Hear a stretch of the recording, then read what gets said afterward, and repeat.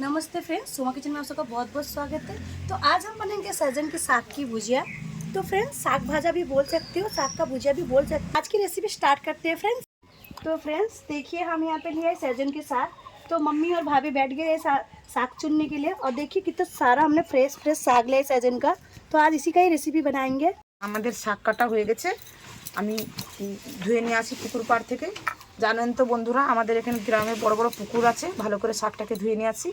ততক্ষণে আমার ননদ এখানে উলুন ধরাচ্ছে, পট করে আমি শাকটা ধুয়ে নিয়ে আসি। বন্ধুরা, আপনারা কোথাও যাবেন না, আমার এই ননদের রেসিপি দেখার জন্য থাকবেন। বন্ধুরা, আমি আসছি। বন্ধুরা, আমি শাক ধুয়ে নিয়ে চলে এসেছি পুকুর ঘাট থেকে। বন্ধুরা, কড়াতে আমি শাক দিয়ে দিলাম। এবার আপনারা দেখতে থাকবেন।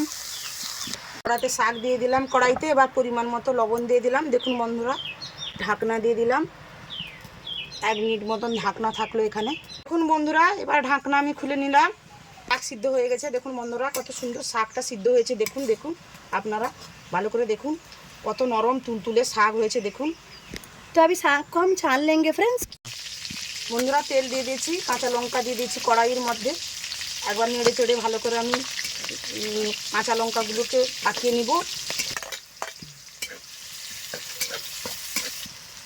দেখুন বন্ধুরা, এবার পেঁয়াজ দিয়ে দিলাম। করে নেড়ে চেড়ে পেঁয়াজ, রসুন, কাঁচা লঙ্কাগুলোকে কড়ার মধ্যে ভালো করে পাকিয়ে নিচ্ছি। দেখুন বন্ধুরা, ভালো করে পেঁয়াজ, রসুন, কাঁচা লঙ্কা হয়ে গেছে। এবার আমি কড়াইতে শাকগুলো দিয়ে দিচ্ছি। দেখুন বন্ধুরা, ভালো করে নেড়ে চেড়ে শাকে যে জলটা আছে ভালো করে শুকিয়ে নিচ্ছি। এবার শাক ভাজা হয়ে গেছে বন্ধুরা, আমি তুলে নিলাম। বন্ধুরা, আপনারা এখানে চিনিও ব্যবহার করতে পারেন, কিংবা নারকেল কুড়া দিলেও ভালো হয়। আমি এমনি ঘরের মতো রান্না করেছি।